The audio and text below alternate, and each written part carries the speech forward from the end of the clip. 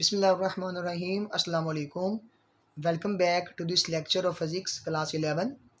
Chapter number 3 circular and rotational motion. बेटे आज के हमारे टॉपिक में हम डिस्कस करेंगे सेंट्रीपिटल फोर्स क्या है। आप सब अच्छे से इसको जानते हैं, आप इसे मैट्रिक क्लास में अच्छे से पढ़ चुके हैं। सबसे पहले तो ये है कि ये कोई ना कोई फ़ोर्स की टाइप है, यानी कि आप लोग फ़ोर्स के बारे में अच्छे से जानते हैं कि ये फ़ोर्स क्या चीज़ है। फ़ोर्स क्या होती है बेटा? जो किसी बॉडी की पोजीशन को चेंज कर देती है या चेंज करने की कोशिश करती है। अब सेंट्रीपिटल फोर्स का मतलब क्या होगा? ये नाम से ही ज़ाहिर है कि ये कोई ना कोई ऐसी फोर्स है जो कि किसी सर्कुलर पाथ में घूमती हुई बॉडी के सेंटर की तरफ अमल करती है। सेंटर सीकिंग फोर्स होती है, उसे हम क्या नाम देंगे? Centripetal force. और अगर आप लोग इसको ऑब्जर्वेशन में लेके आएँ, डेली लाइफ में बहुत सी ऑब्जर्वेशन हैं स्टूडेंट्स। अगर कोई शख्स क्या करे, एक पत्थर को घुमा रहा है एक सर्कल के अंदर, एक दायरे के अंदर, तो इस दायरे के सेंटर ओ से धागा बांध कर उस बॉडी को सर्कुलर पाथ में घुमाया जा रहा है, तो क्या होता है जी? यहाँ पर ये बॉडी की वेलोसिटी होती है बिल्कुल स्ट्रेट अलोंग द टेंजेंट।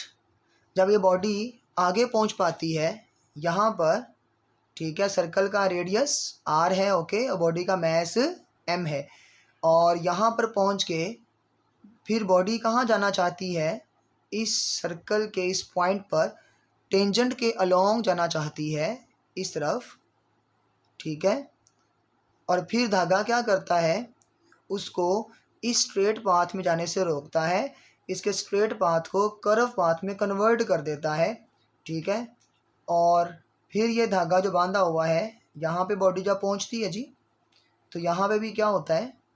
ये स्ट्रेट जाना चाहता है अलोंग द टेंजेंट, यहाँ पे यूँ वेलोसिटी v के साथ, लेकिन धागे के साथ बंधा हुआ है ये, इसलिए यहाँ तक ये पहुँच पाएगा।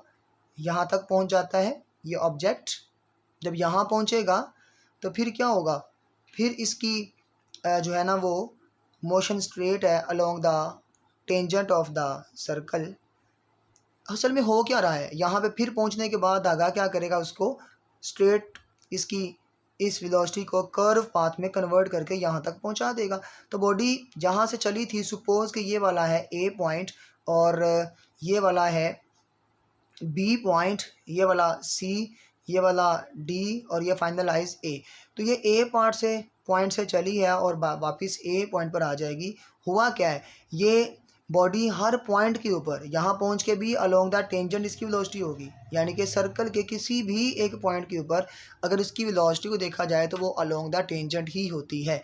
अब होता क्या है कि ये धागा जो बांधा हुआ है इसको यहाँ जाने से रोकता है, ठीक है, स्ट्रेट पाथ में, और उसको कर्व पाथ में कन्वर्ट करता है। किसकी वजह से जी? एक सेंटर की तरफ यहाँ पर फोर्स लगती है, लगाई जाती है, जिसे हम क्या कहते हैं? Centripetal force. ये क्या करती है? जैसे ही इस वेलोसिटी के बिल्कुल कैसे अमल करती है? परपेंडिकुलर। ये वेलोसिटी यूँ थी, फोर्स यूँ लगी है ना, परपेंडिकुलर इस 90 के एंगल पर, तो उसके स्ट्रेट पाथ को उसने कर्व पाथ में कन्वर्ट कर दिया। यहाँ पहुँची, फिर बॉडी जाना चाहती थी बिल्कुल स्ट्रेट, लेकिन यहाँ पर सेंटर की तरफ इस वेलोसिटी के परपेंडिकुलर एक फोर्स एक्ट करेगी धागे की मदद से। उसे हम क्या कहेंगे? सेंट्रीपिटल फोर्स, जो इसके इस स्ट्रेट पाथ को इस कर्व पाथ में कन्वर्ट करके सी पॉइंट तक ले आएगी। फिर सी पॉइंट पर अगर धागा टूट जाए तो बॉडी तो यहाँ पे जाएगी ना, सीधी सीधी, ठीक है, लेकिन यहाँ पे सेंटर की तरफ एक फोर्स अमल करेगी, दैट इज़ सेंट्रीपिटल फोर्स। उसने क्या करना है? इस स्ट्रेट पाथ को इस कर्व पाथ में कन्वर्ट करके यहाँ तक ले आना है। फिर यहाँ से ये अमल करेगी सेंटर की तरफ, और फिर उसको डी पॉइंट से वापस बेटा ए पॉइंट पर ले आएगी। तो इस तरह से इस फोर्स ने किया क्या है बेटे? इस फोर्स ने इस बॉडी के स्ट्रेट पाथ को इधर से भी स्ट्रेट पाथ को कर्व पाथ में कन्वर्ट किया है अगर हम ओवरऑल देखें तो इस फोर्स की वजह से ही ये बॉडी इस सर्कल के ऊपर मूव कर रही है। जहाँ पर भी आप अपने हाथ से इसको छोड़ देंगे या धागा टूट जाए तो ये बॉडी कहाँ जाएगी, एक सीधी लाइन के अंदर चले जाएगी। आप ये एक्सपेरिमेंट करके भी देख सकते हैं। आप किसी धागे से किसी चीज़ को बांधें और उसको अपने सर्कल में हाथ से घुमाना शुरू कर दें। जैसे आप उसको छोड़ देंगे तो वो कभी भी नहीं हो सकता कि वो सर्कल के अंदर, दायरे के अंदर मूव करती रहे, बल्कि वो क्या करेगी, वो सीधी स्ट्रेट पाथ में मूव कर जाएगी। तो इसलिए हम कहते हैं कि ऐसी फोर्स जो क्या करे, चाहिए होती है बेटा, जो हमें किसी बॉडी को सर्कल में घुमाने के लिए, उसे हम क्या कहते हैं, सेंट्रीपिटल फोर्स। या ऐसी फोर्स जो कि स्ट्रेट पाथ को कर्व कर देती है, यानी कि स्ट्रेट पाथ को उसको कर्व पाथ में कन्वर्ट कर देती है और हर पॉइंट के ऊपर अमल करती रहती है इस वेलोसिटी के परपेंडिकुलर, उसे कहते हैं सेंट्रीपिटल फोर्स। इसका एक और नाम भी होता है, that is centre seeking force. ये सेंटर सीकिंग फोर्स है। तो बेटा याद रखिएगा, बड़ा इंपॉर्टेंट कॉन्सेप्ट है। अगर एक बॉडी जा रही होती है ना जिस स्ट्रेट पाथ के अंदर, ठीक है, एक सड़क के ऊपर कोई बॉडी जा रही है, मूव कर रही है, तो आप अगर क्या करते हैं, आप इसकी लीनियर वेलोसिटी है from left to right along the X axis, अगर आप इसके ऊपर वेलोसिटी की सिमत में ही एक फोर्स एफ, नेट फोर्स अमल करवा दें, इसके ऊपर लगा दें, तो इसकी वेलोसिटी की जो मैग्नीट्यूड है वो चेंज हो जाएगी और इसमें एक एक्सेलरेशन पैदा हो जाएगा। यानी कि अगर ये 20 से मूव कर रही थी, हो सकता है 30 हो जाए टाइम टी के अंदर। तो अगर हम क्या करें, इस फोर्स को इस वेलोसिटी की डायरेक्शन में ही ना लगाएं बल्कि इसके परपेंडिकुलर लगा दें, तो इस गाड़ी की क्या हो जाएगी, डायरेक्शन चेंज हो जाएगी। कैसे जी, देखें यहाँ पे ऐसा ही हुआ है ना कि फोर्स आपने लगाई है वेलोसिटी की सिमत में, वेलोसिटी की डायरेक्शन में बिल्कुल भी नहीं लगाई, बल्कि ये फोर्स आपने कहाँ लगाई है जी, ये फोर्स इस बॉडी पर लग रही है इस वेलोसिटी की डायरेक्शन के परपेंडिकुलर, यानी कि इस वेलोसिटी के परपेंडिकुलर फोर्स लगी है। तब क्या हुआ है, इस बॉडी की इस वेलोसिटी की मैग्नीट्यूड में कोई चेंज नहीं आया। सपोज के 20 से मूव कर रही थी ना, तो 20 मीटर पर सेकंड ही रहेगी, लेकिन इस फोर्स ने इसकी डायरेक्शन में क्या कर दिया, चेंज, यानी कि यहाँ से डायरेक्शन में चेंज पैदा करवा के उसको यहाँ पे ले आई है। यहाँ भी उसकी वेलोसिटी कितनी है बेटा, 20। मैग्नीट्यूड, वेलोसिटी में दो चीज़ें होती हैं ना जी, याद रखिएगा, वेलोसिटी में दो चीज़ें हैं बच्चों, एक होती है मैग्नीट्यूड और दूसरी क्या होती है, डायरेक्शन।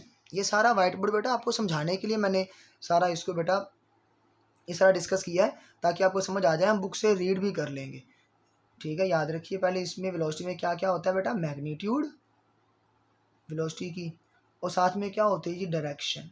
डायरेक्शन की वजह से तो वेलोसिटी कहला रही है ना।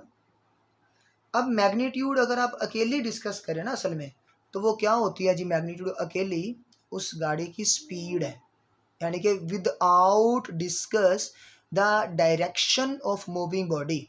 जो मैग्नीट्यूड है अकेली वो क्या होती है, स्पीड होती है। और डायरेक्शन क्या है बेटा, एक स्पेसिफिक उसका रूट है जहाँ पे वो मूव कर रही है, ठीक है, वेलोसिटी।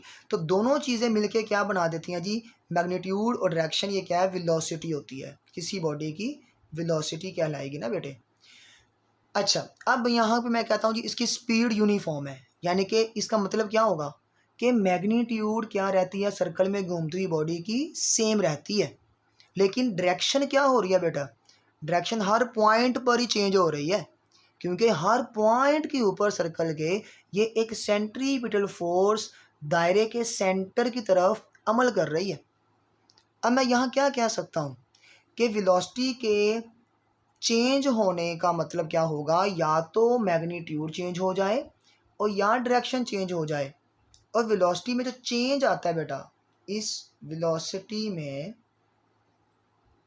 जो चेंज आता है टाइम के रिस्पेक्ट, उसको हम एक नाम देते हैं फिजिक्स में बेटा, क्वांटिटी का। वो क्या होती है क्वांटिटी, एक्सेलरेशन। और एक्सेलरेशन के लिए एक कंडीशन नहीं है बेटा कि दोनों चीज़ें बदलनी चाहिए, स्पीड भी और डायरेक्शन भी। हाँ, इन दोनों में से कोई एक भी अगर चेंज हो गई तो हम क्या कहेंगे कि वहाँ पर क्या पैदा हो चुका है जी, एक्सेलरेशन पैदा हो चुका है। अब यहाँ पे स्पीड अगर क्या रहे यूनिफॉर्म, लेकिन डायरेक्शन में तो जाहिर बात है बेटा चेंज आना ही आना है। हर पॉइंट के ऊपर डायरेक्शन क्या हो रही है, चेंज हो रही है। मैंने ये 1 2 3 4 ABCD जस्ट 4 पॉइंट्स लिए हैं। आप इसमें बहुत ज़्यादा पॉइंट्स ले सकते हैं, ठीक है, लेकिन सभी पॉइंट्स के ऊपर वेलोसिटी की डायरेक्शन चेंज हो रही होती है, क्योंकि फोर्स हर वक्त दायरे के सेंटर की तरफ लगती है और डायरेक्शन में क्या लेके आ रही है, चेंज। ओके, तो आपने सारी डिस्कशन समझ ली। अब यहाँ पे मैग्नीट्यूड सेम रहे, चाहे 20 है, यहाँ पर भी 20 है, ठीक है, और वो 20 ही रहे, कोई इशू नहीं है, 20 ही रहे, यहाँ पे 20, यहाँ भी क्या रहे 20, फिर यहाँ पे भी 20 ही रहे, लेकिन डायरेक्शन में क्या आ रहा है, चेंज। तो हम कहेंगे वेलोसिटी क्या हो रही है, चेंज।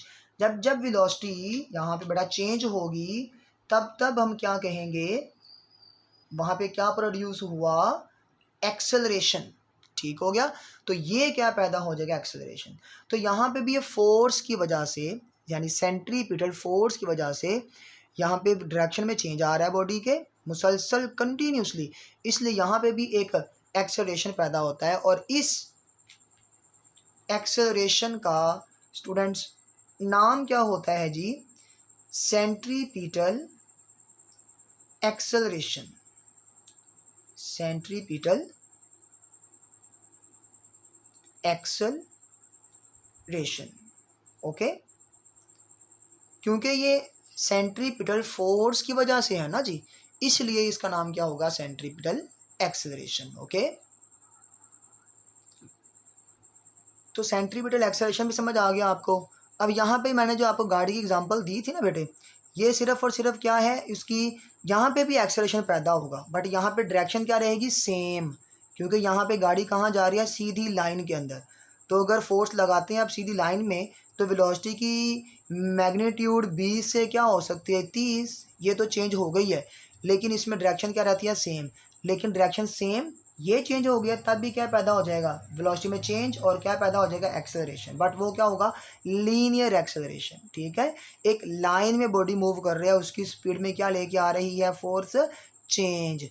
बट यहाँ पे गौर करें ज़रा, यहाँ पे मैग्नीट्यूड अगर क्या रहे सेम, बट डायरेक्शन क्या हो रही है, चेंज, इसलिए यहाँ पे ये सेम रहती है, ये चेंज हो गई है, तो दोनों में से किसी एक में भी क्या आ गया है, चेंज। तो यहाँ पे क्या पैदा हो गया, एक्सेलरेशन। यहाँ पर नाम बदल जाएगा, इस एक्सेलरेशन का नाम हो जाएगा सेंट्रीपिटल एक्सेलरेशन। ओके जी, ये बात आपको अच्छे से समझ आ गई। अब हम जाते हैं इसके फार्मूला की तरफ। जो आपने सेंट्रीपिटल एक्सेलरेशन बेटा देखा है ना जी, सेंट्रीपिटल एक्सेलरेशन, वो डेरिवेशन उसकी नहीं है आपके सिलेबस में, v²/r होता है, यानी कि ये r है और ये क्या है, स्पीड की मैग्नीट्यूड का स्क्वायर, v²/r। जबकि हम जानते हैं, और यहाँ लिख लें, whenever we know that, but हम क्या जानते हैं कि जब भी आपने फोर्स का जिक्र किया है ना, फोर्स का, तो फोर्स कैसे आती है, according to Newton second law of motion, F=ma। But ए कौन सा, सेंट्रीपिटल, तो एक्सेलरेशन भी क्या होगा, सेंट्रीपिटल। तो एक सेंट्रीपिटल एक्सेलरेशन क्या होता है, v²/r। तो यहाँ से ये क्या बन जाएगा बेटा, फॉर्मूला हमारे पास, centripetal force will be equal to mv²/r। अब देखें बच्चों, ये जो फार्मूला आ चुका है, ये है सेंट्रीपिटल फोर्स का फार्मूला। अब इसमें हम जानते हैं एक और चीज़, एक v है और एक ओमेगा। प्रीवियस लेक्चर जो कल का था उसका ये रिलेशन था, v=r⍵। यहाँ पे क्योंकि सेंटर में एंगल बन रहा है, उस एंगल में टाइम के रिस्पेक्ट चेंज आ रहा है, एंगुलर वेलोसिटी वो भी चेंज हो रही है, तो वो क्या है, ओमेगा, और साथ में क्या है, v। ये लीनियर टेंजेंशियल वेलोसिटी है, ये ओमेगा के एंगुलर वेलोसिटी है। इनको यहाँ यूज़ करें आप इसके अंदर, तो सेंट्रीपिटल फोर्स क्या बन जाएगी, m v क्या होता है जी, r⍵, वी का स्क्वायर है ना, तो यहाँ आर ओमेगा का स्क्वायर ओवर में आर आ जाएगा। ठीक है, अब यहाँ सॉल्व करते हैं जी। एम आर स्क्वायर भी है, ओमेगा स्क्वायर भी है, ओवर में आर है। इस आर को स्क्वायर से एक आर कैंसिल, तो बाकी सेंट्रीपिटल फोर्स का जो फॉर्मूला बचेगा स्टूडेंट्स आपके पास, वो क्या आ जाएगा, एम आर ओमेगा स्क्वायर। यहाँ पे ये फॉर्मूला आपने जो अभी समझा है, ड्राइव किया है बेटे, यहाँ पे अगर आप क्या कर लें, समझें इन दोनों में फ़र्क क्या है। यहाँ पे देखें, अगर ओमेगा कांस्टेंट रहे, ठीक है, अगर ओमेगा क्या रहता है बेटा, कांस्टेंट, यानी कि एंगुलर वेलोसिटी, एंगुलर स्पीड, तो फिर क्या होगा, फिर सेंटीमीटर फोर्स डायरेक्टली प्रोपोर्शनल हो जाएगी रेडियस ऑफ द सर्कल के। ठीक हो गया जी। बट यहाँ हमें v से कोई सरोकार नहीं है, यानी कि लीनियर स्पीड से हमें कोई मतलब नहीं है, वो चेंज हो या ना हो, हमें सिर्फ ओमेगा के साथ है। m पहली कांस्टेंट है, बॉडी का मैस है ना, ये वाला बॉडी जो थी, ये इसका मैस क्या था, स्मॉल m। ओमेगा अगर कांस्टेंट कर दे तो एफ सी और आर क्या हो जाएंगे, आपस में डायरेक्टली प्रोपोर्शनल, यानी कि अगर आप आर बढ़ा देते हैं तो सेंट्रीपिटल फोर्स ज़्यादा लगानी पड़ेगी आपको उसे सर्कल में घुमाने के लिए, सर्कल उसका कंप्लीट करने के लिए। और अगर आर कम कर देंगे तो फिर सेंट्रीपिटल फोर्स भी कम चाहिए सर्कल को कंप्लीट करने के लिए। अब आते हैं जी हम इस रिलेशन की अंडरस्टैंडिंग की तरफ। इसमें क्या है, मैस पहले कांस्टेंट है, v अगर कांस्टेंट कर दें तो ऊपर कांस्टेंट आ जाएगा और इक्वल आ जाएगा, कांस्टेंट और इक्वल ख़त्म होके क्या आ जाएगी, प्रोपोर्शनैलिटी। या मेंशन कर लें, अगर v कांस्टेंट हो जाए ना बेटे, v क्या हो जाए, कांस्टेंट, तो फिर यहाँ पे रिलेशन क्या बनेगा बच्चों, देखिए ज़रा ध्यान करें, v कांस्टेंट यानी कि ये टेंजेंशनल या ये लीनियर वेलोसिटी है ना at the point of circle, तो फिर क्या हो जाएगा, एफ सी ये प्रोपोर्शनैलिटी आ जाएगी, एक कांस्टेंट और इक्वल ख़त्म करके ऊपर 1 आ जाएगा, ओवर में क्या बेटा, आर। अब ये वाला रिलेशन देखें बच्चों, इसमें हमें क्या कॉन्सेप्ट मिला, इसमें ये कॉन्सेप्ट मिल रहा है बच्चों कि अगर हम v कांस्टेंट कर देते हैं ना, क्या कर दें, v कांस्टेंट, तो फिर यानी कि v कांस्टेंट रखना है आपने ये वाला। अगर आप r कम कर देंगे, यानी कि r कम कर दिया आपने, ये रेडियस पहले ज़्यादा इतना था, इतने रेडियस में क्या कर रहा था, ये सर्कल में बॉडी इस तरह से रोटेट कर रही थी ना, ऐसे इस तरह से, ये r ज़्यादा, आपने r कम कर दिया। r कम कर देने से हमें फिर v को कांस्टेंट रखने के लिए सेंट्रीपिटल फोर्स बढ़ानी पड़ेगी। ठीक है, सेंट्रीपिटल फोर्स को इंक्रीज़ करना पड़ेगा। और अगर r ज़्यादा कर रहे हो ना आप, r ज़्यादा कर रहे हो, तो फिर इस v को कांस्टेंट रखने के लिए सेंट्रीपिटल फोर्स हमें कम चाहिए। ठीक है जी, तो ये इसका मतलब है, इन दोनों में फ़र्क है। यहाँ पे सेंट्रीपिटल फोर्स r के इन्वर्सली प्रोपोर्शनल है जब हम v को क्या रखेंगे, कांस्टेंट, और यहाँ पे सेंट्रीपिटल फोर्स r के डायरेक्टली प्रोपोर्शनल है जब हम ओमेगा को क्या रखेंगे, कांस्टेंट। यानी हमने ओमेगा को क्या रखना है, दरमियान में एंगल जब बन रहा है ना, वो इक्वल इंटरवल ऑफ टाइम में इक्वली बनना चाहिए। ठीक है, यानी कि एंगल अगर है उसका एंगुलर वेलोसिटी अगर है उसकी 25 रेडियन पर सेकंड, तो वो 25 रेडियन पर सेकंड ही होनी चाहिए। ठीक है, हर टाइम के इंटरवल के बाद, तो फिर हमें ये रिलेशन मिलेगा। और अगर हम ये वेलोसिटी की बात कर रहे हैं, ये 20 या तो 20 ही रहे हर पॉइंट के ऊपर, आर को चाहे आप कम या ज़्यादा करें, तो फिर हमें सेंट्रीपिटल फोर्स को इसके इन्वर्स देखना पड़ेगा कि अगर हम आर कम कर रहे हैं तो एफ सी बढ़ाना पड़ेगा, अगर हम आर ज़्यादा कर रहे हैं तो एफ सी कम करना पड़ेगा, यानी सेंट्रीपिटल फोर्स कम चाहिए होगी बॉडी को सर्कल में घुमाने के लिए। ये बड़ा इसका मैथमेटिकल फार्मूलिज्म भी आपने अच्छे से समझ लिया। अब हम बच्चों आपकी तसल्ली के लिए, ताकि आपको सारी बुक वाली वर्डिंग भी समझ आ जाए, मैं यहाँ से इसको रीड करता हूँ, इसके जो फेमस पॉइंट्स होंगे हम उनको डिस्कस कर लेते हैं। ये डेफिनेशन है, मैंने आपको एज इट इज़ बताइए बेटा, इसको आप रीड कर लेना। ठीक है, या ये कर लें या आप ये वाली कर लें। एक्सप्लेनेशन में क्या आएगा, if force acts along the direction of moving bodies velocity, यानी कि मैंने जो आपको कार वाली एग्जांपल दी थी ये वो है, स्पीड क्या हो जाएगी उसकी यानी कि स्पीड मीन्स कि देखें मैग्नीट्यूड। ये सारी बातें आपने अगर अच्छे समझी है ना पीछे 20 मिनट में, तो समझे कि ये आपको हर लाइन समझ आ रही होगी, ठीक है। बट नॉट द डायरेक्शन, यानी अगर आप इधर धक्का लगा रहे हैं इसको, तो फिर बेटा या गाड़ी जा रही है, कार जा रही है, तो इसकी स्पीड चेंज होगी बट डायरेक्शन में चेंज नहीं आएगा। If constant force acts perpendicular to the velocity of the body moving in a circular path, अगर कहता है कि एक फोर्स लगे परपेंडिकुलर, तो इसकी क्या चेंज होगी, डायरेक्शन, बट स्पीड क्या रहेगी बेटा, कांस्टेंट, क्योंकि आपने उसके अलोंग फोर्स नहीं लगाई कि उसकी मैग्नीट्यूड चेंज हो जाए, बल्कि आपने उसके परपेंडिकुलर जस्ट उसकी डायरेक्शन को क्या किया है, चेंज किया है, कि इस सीधी लाइन से इसको कर्व पाथ में कन्वर्ट कर दिया। बस ये मैंने आपको व्हाइट बोर्ड पे अच्छे से समझा दिया सारा कुछ। आगे ये देखें बेटा, इन दोनों का मज़ीद पॉइंट्स बना दिए। A force acting perpendicular to the velocity of body in a circular path keeps it moving along the curve, ठीक है। this force produce radial acceleration, ये वही बात आ गई ना फिर एक्सेलरेशन वाली। ये फोर्स क्या पैदा करती है, सेंट्रीपिटल एक्सेलरेशन, या उसे कहते हैं रेडियल, क्योंकि सर्कल के रेडियस के अलोंग है। Directing the body towards the centre of the circular path, it is called centripetal force, meaning centre seeking force.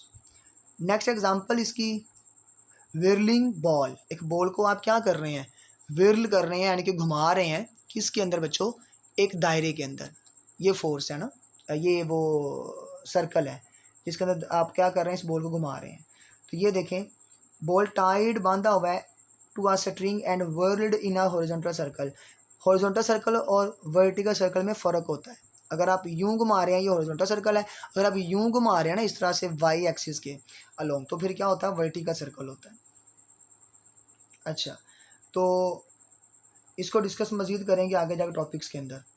If the string snaps, अगर टूट जाती है ना रस्सी, बॉल मूव करेगी टेंजेंट के अलोंग। ये सारी बातें आपने समझ ली।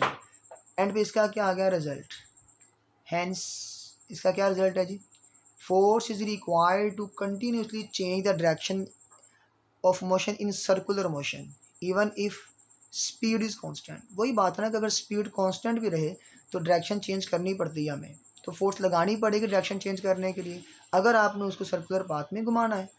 Centimetre force does not alter speed but only change the direction by acting perpendicular to the velocity. तो वेलोसिटी यूं है और फोर्स यूं है परपेंडिकुलर 90 के एंगल पे।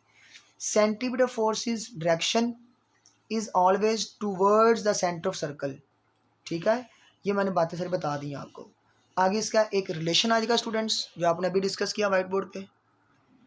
ये इसका रिलेशन है जी, ए के जगह पे M V square over R बन जाएगा वो। तो ये सारा सॉल्व करके मैंने आपको समझा दिया हुआ है, ठीक है। तो ये सारा आपने कर लेना। आगे एग्जांपल्स हैं जी सेंटीमीटर फोर्स की, बॉल की एग्जांपल है, और टर्न टेबल के ऊपर एक चीज़ रखी है आपने ऑब्जेक्ट को, और फ्रिक्शन उसमें क्या होगा, सेंटीमीटर फोर्स का रोल प्ले कर रही है, ठीक है। तो ये फ्रिक्शन क्या होती है, वहाँ सेंटीमीटर फोर्स उसको दे रही होती है। देखें ज़रा, ये चीज़ है ना टेबल के ऊपर, ये अगर इस तरह घूम रही है, ठीक है, तो अगर टेबल भी घूम रहा है, ठीक है, टेबल के साथ साथ बॉडी घूम रही है, इट मीन्स दैट कि ये बॉडी टेंजेंट के लॉन्ग नहीं जा रही, तो इसमें फ्रिक्शन की फोर्स है जो कि सेंटर की तरफ अमल कर रही है, इसे घुमा कर रखती है जो, तो वो इसकी एग्जांपल है। इसी तरह ग्रेविटेशनल फोर्स क्या करती है जी, is the cause of the earth orbiting around the sun, moon and artificial satellites revolving around the earth. ज़मीन की ग्रेविटेशनल फोर्स होती है जो कि सेंटर की तरफ खींचती है इन सैटेलाइट्स को, और ये क्या कर रहे होते हैं, ऑर्बिट के अंदर मूव करते जा रहे हैं। यहाँ पे धागा या रस्सी नहीं है, बल्कि ज़मीन की ग्रेविटी की फोर्स है जो इन बॉडीज़ को क्या कर रही है, सेंटर की तरफ खींच के रखती है और दायरे में घुमा कर रखती है। और नॉर्मल और परपेंडिकुलर मैग्नेटिक फोर्स कंपेल्स क्या होता है, उसे खींचती है, मजबूर करती है चार्ज पार्टिकल को। अगर एक प्रोटॉन को या इलेक्ट्रॉन को आपने मैग्नेटिक फील्ड के परपेंडिकुलर भेजा है, तो उसमें भी मैग्नेटिक फोर्स हमेशा क्या करेगी, उसको यूं उसकी वेलोसिटी के परपेंडिकुलर एक्ट करेगी और उसके स्ट्रेट पाथ को सर्कुलर पाथ में कन्वर्ट कर देगी, बिल्कुल ऐसे जैसे क्या करती थी वहाँ पे स्ट्रिंग रस्सी कर रही थी उस स्टोन को घुमाने के लिए। तो यहाँ पे मैग्नेटिक फोर्स होगी जो इस इलेक्ट्रॉन की वेलोसिटी के परपेंडिकुलर अमल करेगी और इसको सर्कल में घुमा देगी। Straight path into circular path. आगे बैंक्ड ट्रैक्स, अक्सर आपने ट्रैक देखे हैं इस तरह से, थोड़े से उनके बाहर वाले किनारे ऊंचे होते हैं, ठीक है। ये शॉर्ट क्वेश्चन भी आ सकता है कि बैंक्ड ट्रैक्स किस तरह से काम करते हैं। तो ये बैंक्ड ट्रैक्स कैसे काम करेंगे स्टूडेंट्स, ये यहाँ इसको मैं रीड थोड़ा करता हूँ। Banks tracks are needed for turns that are taken so quickly, जल्दी से अगर आपने टर्न लेना है, गाड़ी स्पीड में है, that friction alone can not provide energy for centripetal force. अकेली फ्रिक्शन जो रोड और टायर में होती है ना बेटा, वो काफ़ी नहीं होती कि उसको दायरे में घुमा के रखे, इस तरह टर्न लेने में कामयाब बना दे उसको। हो सकता है कि वो स्किड होके फिसल के आगे चले जाए गाड़ी और एक्सीडेंट हो जाए। उसको मुकम्मल सर्कुलर पाथ में इस तरह घुमाने के लिए एक तो रोड और टायर में फ्रिक्शन की फोर्स होती है, नंबर 1, और नंबर 2 उसका वेट थोड़ा सा सेंटर की तरफ अमल करना शुरू हो जाता है। वो भी वेट की फोर्स भी क्या होती है, उसको एज अ सेंट्रीपिटल फोर्स मिलती है।